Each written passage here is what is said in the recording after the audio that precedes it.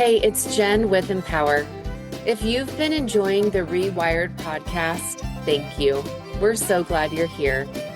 And if you're ready to go deeper, visit us at yesempower.com and explore our personal and professional development workshops, our coaching academy, and our free weekly mindfulness broadcast.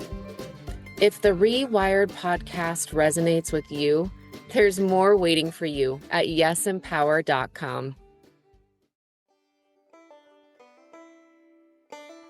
Welcome to Rewired. I'm your host, Tiffany Grimes with Empower Coaching and Training. Hello, Rewired listeners. Thank you for your patience. Oh my gosh, I got knocked upside the head by the flu and was out for a few weeks. I am back and finally ready for the final installment of our three-part series, Love is a Verb. So we focused on episode 1. If you missed it, go check it out. I had the opportunity to speak with couples coach Satya Beneventi on the idea of love is a verb within a relationship. So how are we making these contributions and investing in our relationship?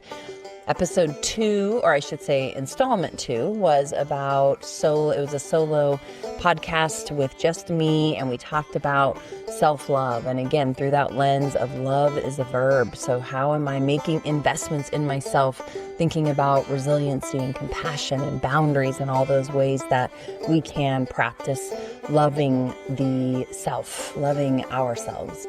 And then finally, the long-awaited, having cost my brains out for a couple weeks, is this installment of the series, which I'm so excited for you to listen to. I had an opportunity to sit down with my best friend and really talk about love as a verb through the lens of friendship and what it has meant for us to have nearly 4 decades of friendship with each other and the different seasons of that, and how we continue to evolve as friends, really, again, thinking about that idea, love is a verb. So there's a lot of laughter, there's a lot of love, and ultimately, I think the messaging that we kept coming into was this idea of grace and patience and micro investments and boundaries, building boundaries around your friendship so that it can endure. So I hope that you enjoy the conversation. I hope you have some good giggles along with myself and Dana, and take a listen. I can't wait to hear from you. Take care, everyone. Dana, I have to say that this is probably the podcast I'm the most excited to do. It's with you. And I just introduced you so our listeners know who you are. My best friend. Love you so much. And thank you so much for agreeing to do this as part of the Love is a Verb series. I would not want to do with anyone else. I think, the way that we commit to our friendship and have since 1992 is beautiful. And so I love that we're having this conversation. Me too. Me too. And we start every Rewired podcast out with the same question. So I don't want to skip that with you because I'm anxious to hear how you answer it. The question is, what does empowerment mean to you in your life? And what's empowering you right now, I guess, is how I'll ask that. Yeah. So this question initially was harder than I thought it was. I actually had to dive in a little bit and be like, okay, I needed more words than empowerment for a definition so that I could answer it fully. And for me, I have 3 ways that is driving my empowerment, or however we want to say that right now.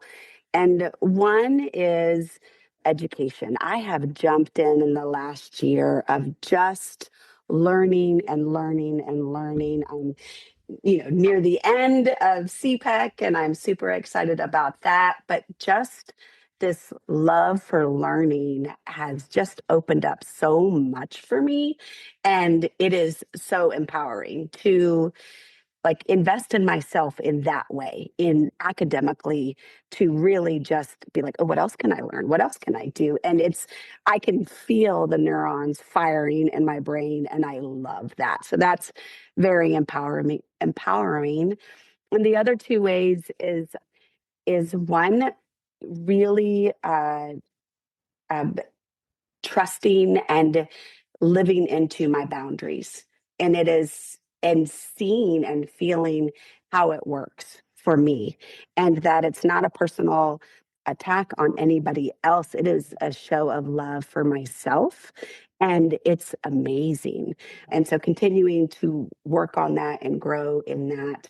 And then I would say the third way that it, like empowerment showing up for me, is in travel, going and seeing new places and new things and getting me out of the everyday, what I'm doing, whether it's going on a trip with you, or if it's getting in my camper van and going an overnight to a campsite I've never been to. It could be little, it can be big, but just the travel, the getting in and going someplace, is such a game changer for me and keeps me fresh and fulfilled. Yeah, oh, that's so great.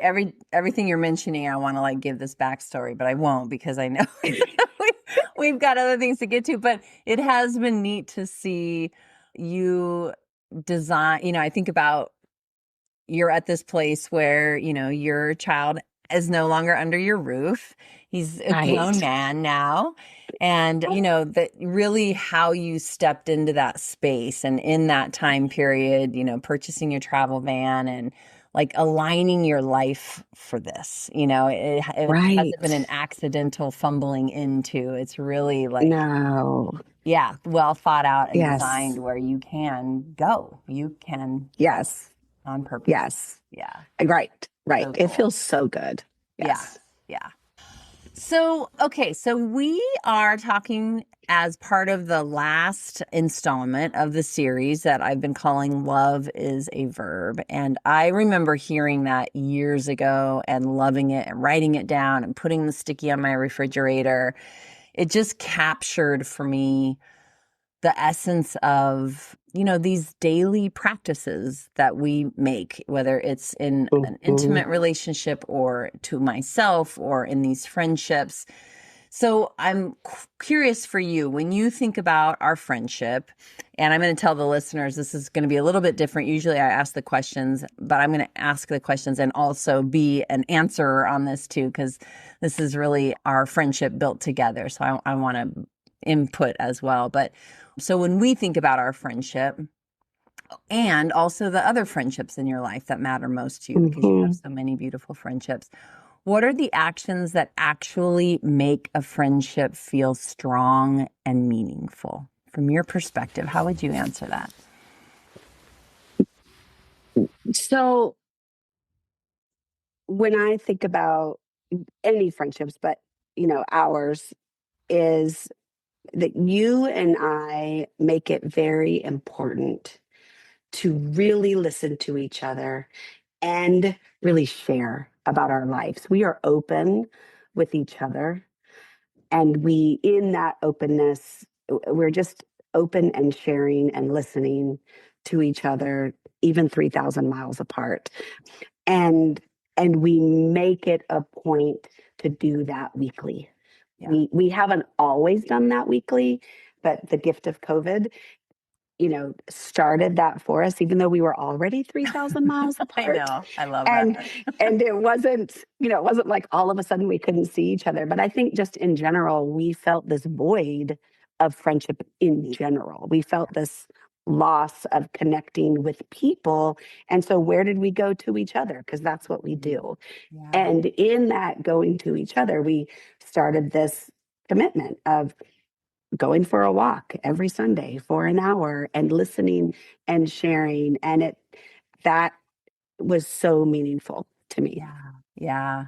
I agree. I would say, what I think about is I remember somebody said this when I started parenting, and it was, people said FaceTime with quotes, right? Not like the Apple product FaceTime, but FaceTime matters with children. And it doesn't even have to be a lot of it. It's the quality of it. It's that we continue to show up. And I think in all of the relationships and friendship being among those, but I feel like kind of left out sometimes. Like friendships can sometimes get the least amount of our energy or devotion. It's like you've got your partner and there's social requirements around, you live together and you're parenting together, you're doing these things together. And then there's, of course, your kids, and there's these social contracts in place that you have to be parenting them. And, you get to, and we love it and all of those things.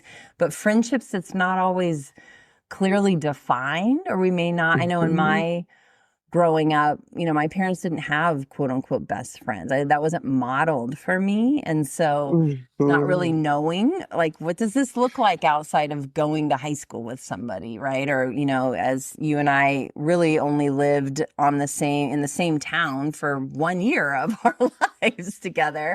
Right. So then, like, well, what's the definition of this lifetime of friendship with a woman who is, literally on an island on the other coast? And yeah, so I think it's these little practices that we keep showing up to in all the many different seasons of our life. But yes, but the showing up, continuing to show up, and whether that's just, and now it's so easy with like a text or, it's like it's so easy just to let you know, hey, I'm thinking of you. Hey, I'm right. Yeah, we've got our fun walkie-talkies is what Dana and I call them. Dana's on the beach walking every Sunday, and I'm in the mountains of Oregon walking every Sunday, and we do our walkie-talkie, and it's just amazing. And also it's bled into all these other areas where we're just oh, you mentioned that, how'd it go? And these little ways that then we're having quote unquote FaceTime with each other, which I just love. Yeah. I do too. So, all right, so let's talk about the neuroscience of safe relationships, because I think, that is the core of these deep friendships and really deep relationships, whatever they are. So one of the things we know from neuroscience is that safe, trusted relationships help regulate our nervous systems. You already mentioned COVID was like such a dysregulated time. And even though it's not like, oh, now I can't see you. It's just, I'm dysregulated and I need you, right? I think that's why we leaned into each other. And so from your perspective, what does it feel like to have a friendship where you can be fully yourself without performing or pretending, that safe space? Yeah. So for me, the best way I know to describe it is this calming. It's just this whole body calming, because I don't have to perform.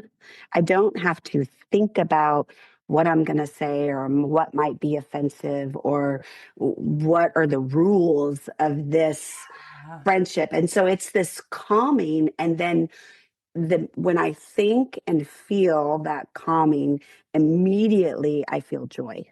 And so it's this calming directly correlates to joy. And then what happens with you and I all of the time, then with that joy brings laughter. Right. And it's what we do all the time. Even when we are in really difficult situations, like we're traveling with the kids in Michigan and the tire is going flat on the RV, and we are just like, oh, okay, we'll figure this out. And we just kind of move through it and still laughing and calm. And we just, I don't know. So it's just this calming that brings joy, that brings laughter. Yeah. For me. Yeah. I love that. Yeah. I like that you said that the rules, like we know the rules of engagement, and not even so much that anything bad would happen if we go against the rules. It's that we know that we're both showing up at that level, I guess, is the way that I think about it, like the expectations. And that if we're not, it means we're off. And so it's checking in, like, hey, I haven't heard from you. Are you okay? I texted and you didn't text back, and that's not like you. And so it's this place where, you're seen for, and also I think about, the work of that language around that John Gottman, and his partner brought to the surface, where they're talking about, love you put love in the bank, like all these little ways that love is a verb. So we're investing. We've got our walkie-talkies, we're texting with each other, we're thinking about each other, we're planning things.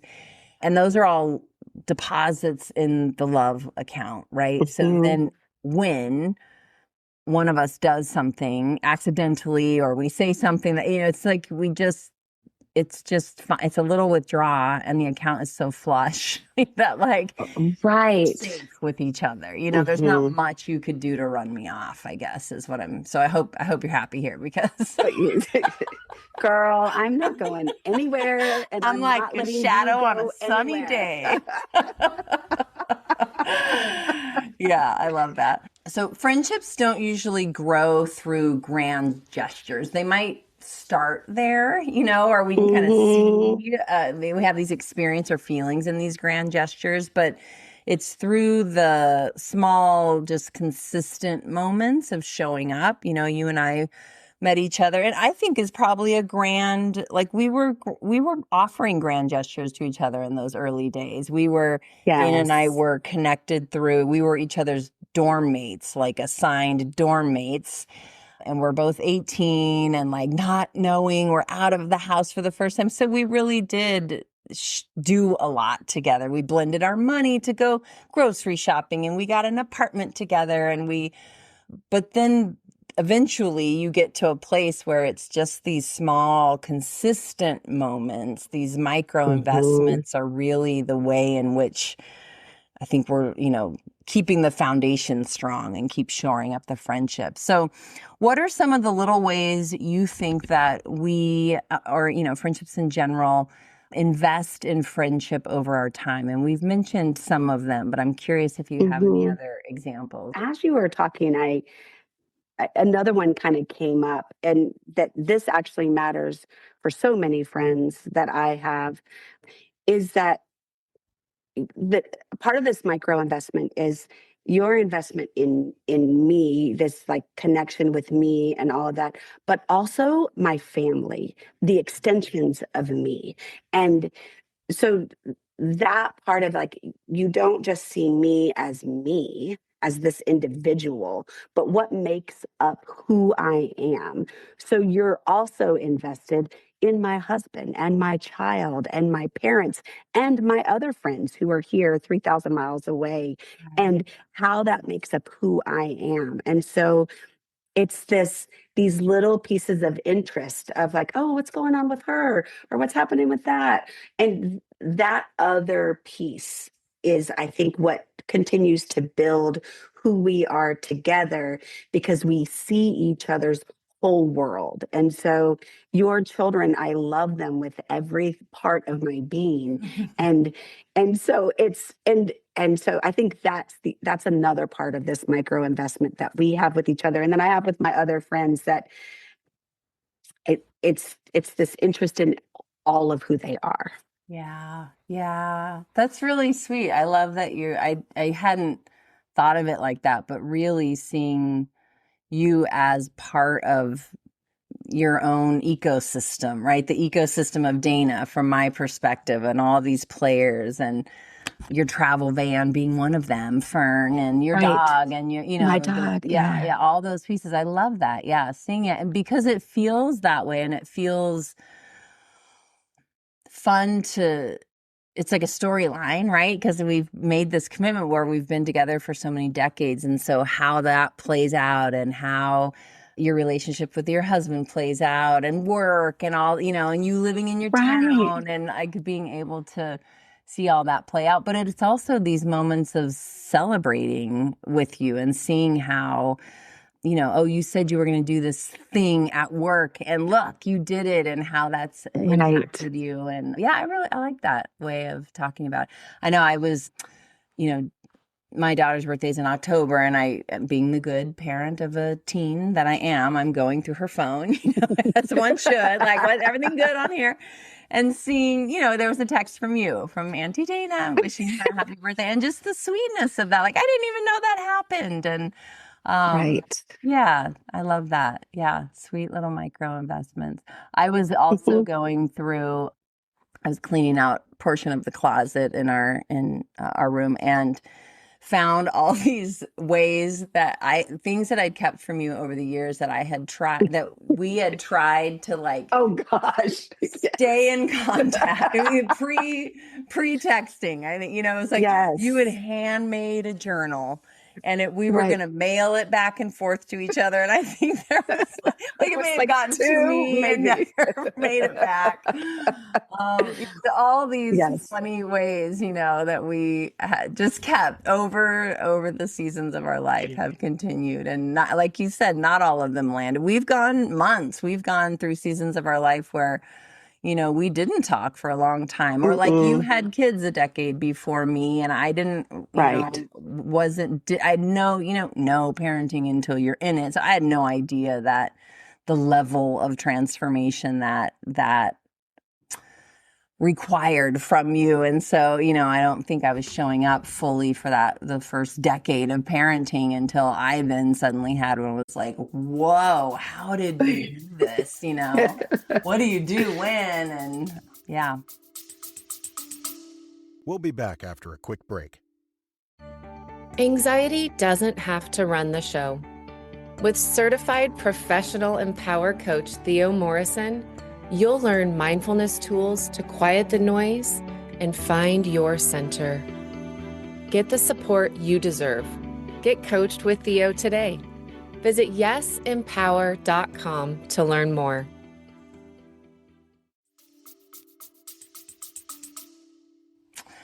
Well, let's talk a little bit about, we're kind of heading in this direction. We're talking about all the mini seasons of our life and friendship during hard seasons. We had talked about kind of hard in terms of like the world got really hard in 2020 and we leaned into each other. But there's also just hard seasons between us where we're not grooving, or, one of us goes, we're both really independent people. And so sometimes, Mm-hmm. we're processing in things are happening in here that we're not sharing out there. Life brings lots of change and stress and loss. We've both gone through a lot of loss in the last several years, you especially.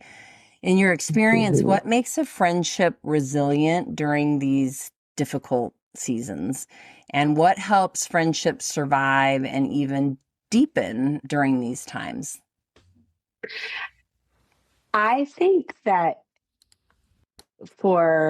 especially for us and for other friendships that I have as well, but especially for us, that there is this level of no non-judgment.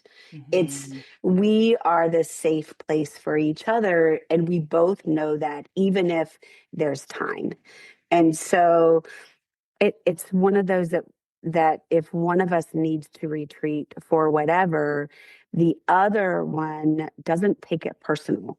Like we understand, like this is not about me. This is about this this something else. And even if we don't know what it is, we have such trust in each other that there we don't take it personal. And so we give time, we give space, we give compassion and friendship and to hold that space, and we we give each other this safety net to fall into, and it's just like, I'm here whenever you're ready. And I think those words have been said. I know this is a difficult time, and I'm here when you're ready. Yeah. That's it. I think those words have been said multiple times by both of us in the course of our friendship.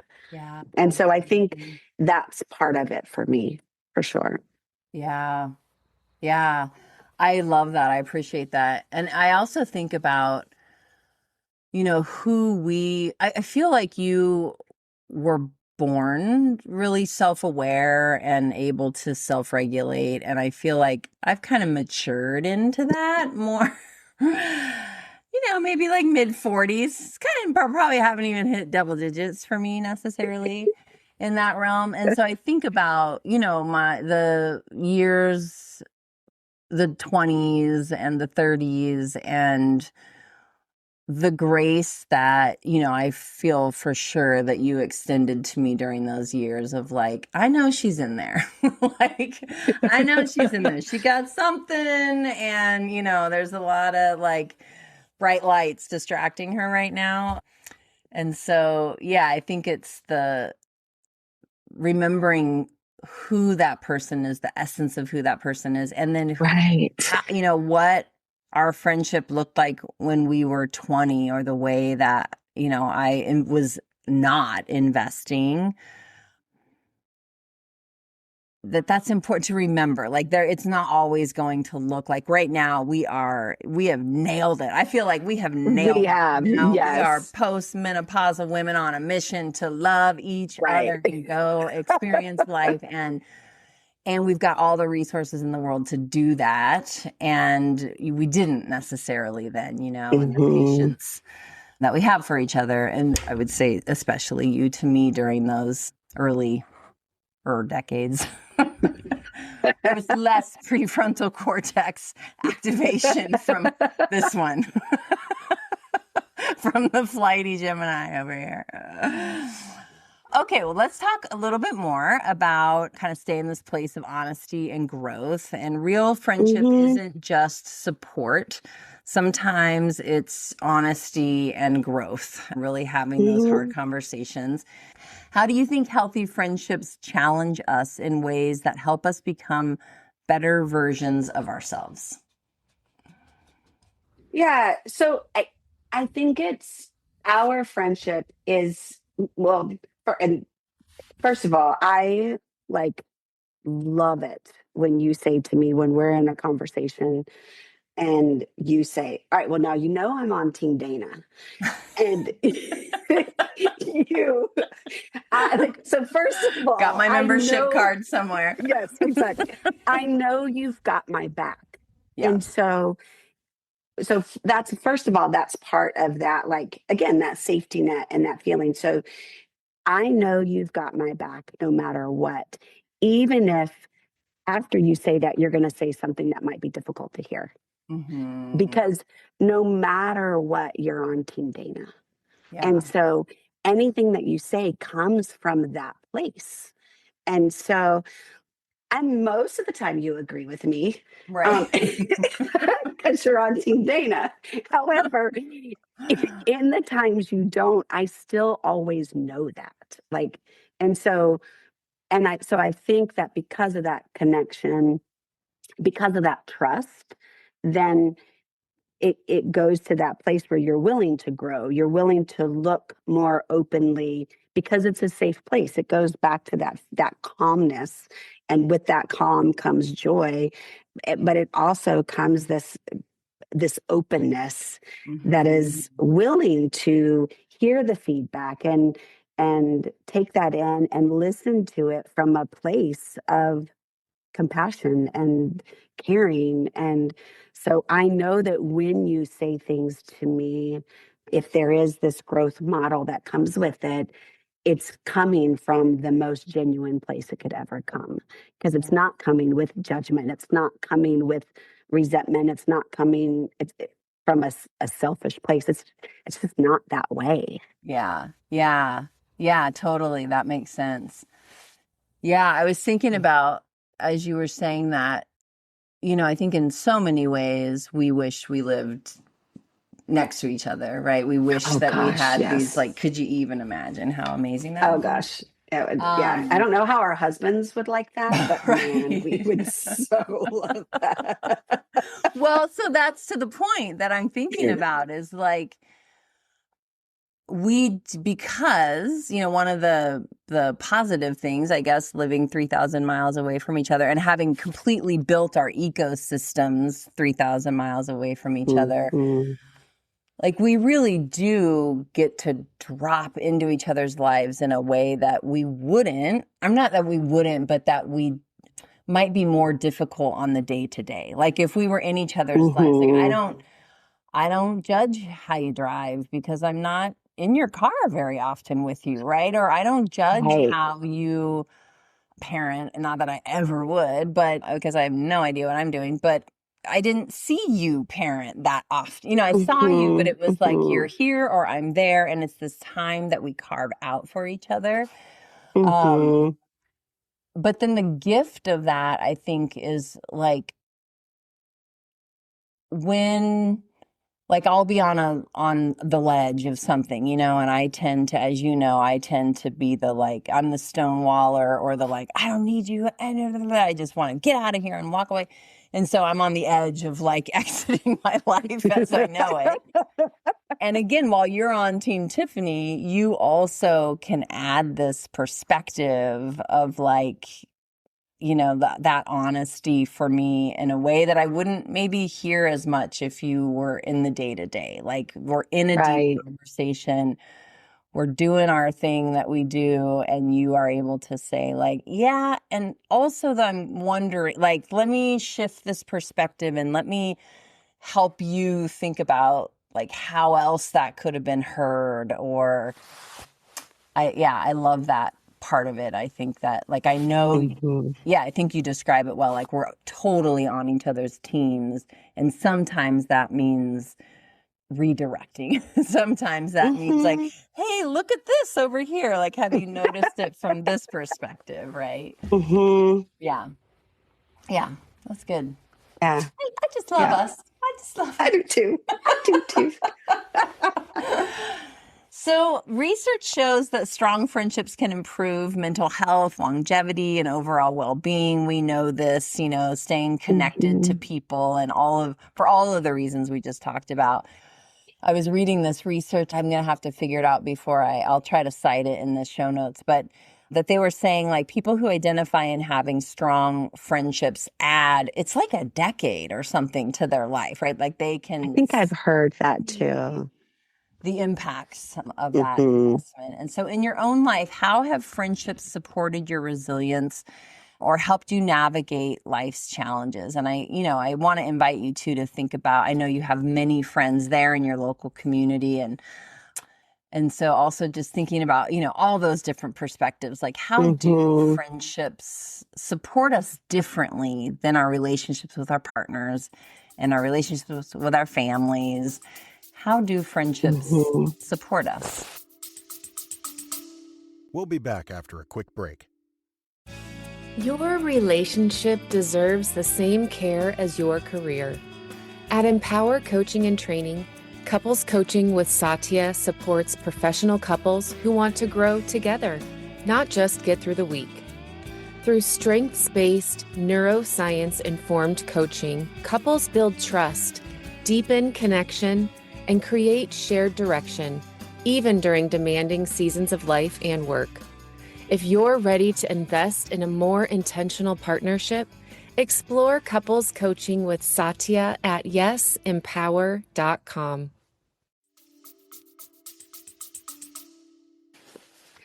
I think I think that friendships support us in a way that's way different than family and spouses, because you can show up for a friend and need nothing back. Like for Mm, that time, like even, and you'll know like it's gonna, there is a give and take, and there's a sharing and a carrying the burden of a friendship one way or the other. That changes over time, but it doesn't have to happen in the same interaction or in the same small space. And so when I think about like improving mental health, and I think about, you know, how they support your resilience, I think about like, okay, so I think about like I in the last several years, I lost my mom and my best friend. I call her my East Coast best friend, and I have my West Coast mhm. best friend. But so I lost my mom and my best friend within 6 months of each other. And so during that time, there were still expectations, said or unsaid, of who I was as a parent, who I was as a wife, who I was as a business owner. There were still expectations, but there were zero expectations of how I was showing up as a friend. At that time, oh, it makes me emotional. At Yeah. that time, I could fully lean on everybody else, and everybody else showed up. Yeah. So, my friends as a whole, collective whole, they were there with zero expectations of being anything else but showing up for me. And I Yeah. think you don't have to wear other hats with friends. Yeah.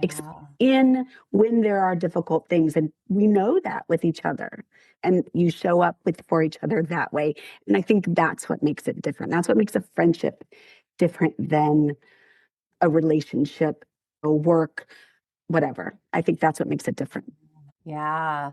Yeah, you're right. Because I think about like in a marriage, even though, obviously your spouse is there and loving you and supporting you, it's Yes. also like, but did you take the garbage to the end and did you pay the, Verizon bill or like whatever it is? There are these things that we're still, because of the lives that we build and the roles that we all play, there's still some contribution I have to be making to this. And yeah, how, as you were saying that, what I was visualizing is this, these friendships that we have are like PDFs. No, is that right? PFDs, personal flotation, PFDs. It's not a Yeah, PDF. 50s. It's not a No, downloadable PDF. not download. Yes, it's a PFD of like, whatever life is going to throw my way, like this, these friends are going with me, you know? Correct. Yeah, that's great. And I love that you describe that that's a community because people show up in the different ways that they have capacity to do so, right? So it might be for Correct. some friend, it might be like, I can't do all of that, but I can donate to the GoFundMe or the meal Hmm. train or the like, we're showing up in these ways that to Hmm. support each other and how important that is. Yeah. Hmm. Handwritten Hmm. card, all of those. Yeah. Yes. Yeah. All right. So let's get to what is potentially our last question. And this is about practicing love and friendship. So, kind of coming full circle to love as a verb. If someone's listening today and they realize they want to invest more intentionally in their friendships, as a professional friend, Dana, what what is one small action that you would advise that they could take this week just to practice that idea of investing in love? Love is a verb. Um, two things that I feel like are things that you can intentionally practice. And one is to really listen to your friends without distractions. Give time for that. We are superhumans and we Mhm. pride ourselves in multitasking. Yeah, I'm doing all of these things at once. I'm doing all of this. But this week, I challenge you to connect with a friend. And before you meet them, whether it's on the phone or on a walk or over coffee, to take a breath and just focus on them Mm. and be in a place to really listen and share, be vulnerable and share about you too. But just don't try to multitask. Yeah. Just be there. And even if it's 15 minutes, but for that moment, be okay with being less busy in that connection Yeah. would be my one of my suggestions. And then the other one, which you and I have touched on this before, I don't know if it's really come out in this podcast um, in our conversations yet, but is embrace your friends' friends. Like Mhm. Yeah. there's when you're younger, there's and I think about the social media and what happens with friends, young friends growing up, and even older friends. I think it happens with anybody. This when you see your friends doing something with other friends, approach it with joy and interest and curiosity and be happy for your friends in their other friendships and feel that joy for them, for that relationship, because we can all grow so much from loving beyond what's within our touch. Right. Yeah, so good. I mean, really thinking about if we're feeling jealous about friends hanging out with our friends, Right. that's a great red flag for us to go do our own internal body of work, because you're right. Like I think about for you, and I know, you go on these backpacking trips or, to concerts and with your friends, you're stoked. Like you as a person are growing and having so much fun and getting to adventure in these ways that are filling you. And so if I have a negative feeling about that, that isn't about our friendship, right? That's about Right. Yeah. Mhm. That's a good way to think about it. I think Mhm. about you and I talked a little bit about this, I think maybe before we started recording, but I think sometimes I think taking like a friendship inventory would be my response to the question I asked, like, what's something you can do this week? Of thinking like, who are your people? If you kind of layer Yeah. out your friends, like this is a fun person to go grab a glass of wine with, or this is a fun person. Mhm. This is who I do, whatever, out on the town adventures with, or these are my friends that we do things only as families together, kind of Mhm. exist. And all those things are beautiful and wonderful. But like, who is my person or my couple of people?